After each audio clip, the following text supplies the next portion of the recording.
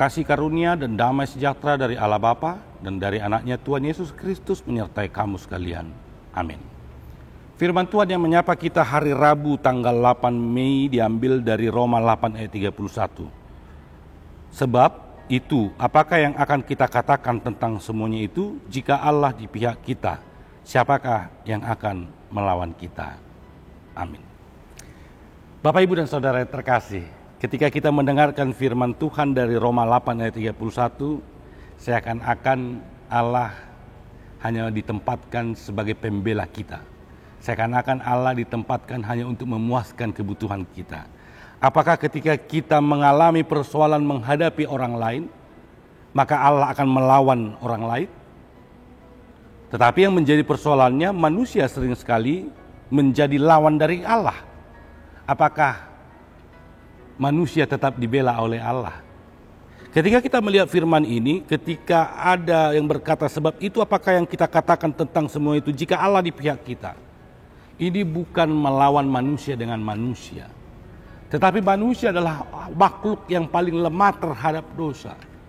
Karena itu dikatakan, manusia itu tidak dapat dibenarkan dari perbuatan baiknya. Kita tidak akan dapat memasuki kerajaan sorga hanya dengan perbuatan baik.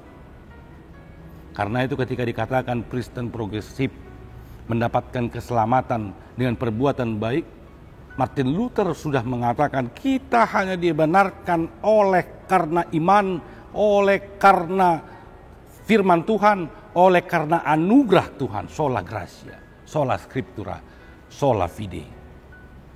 Disinilah persoalannya. Apakah kita ketika mengatakan Allah akan berpihak kepada kita, artinya Allah membenarkan kita walaupun kita adalah manusia yang berdosa? Maka siapa yang akan melawan kita? Iblis mana yang akan melawan kita? Bukan hubungan manusia dengan lawanmu.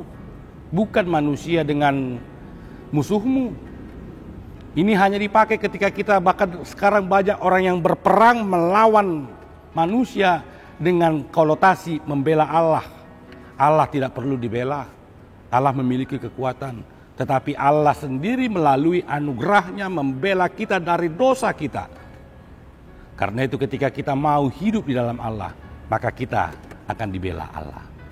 Amin, kita berdoa. Terima kasih ya Tuhan. Kami tahu kami adalah manusia yang lemah. Berkati kami, agar kami dapat hidup di dalam firman-Mu. Ajar kami, agar kami dapat hidup di dalam seturut kehendak-Mu. Jikalaupun kami hidup di dalam dosa kami dibenarkan bukan karena perbuatan kami. Karena Engkau ya Tuhan ada di pihak kami. Sehingga Engkau membela kami.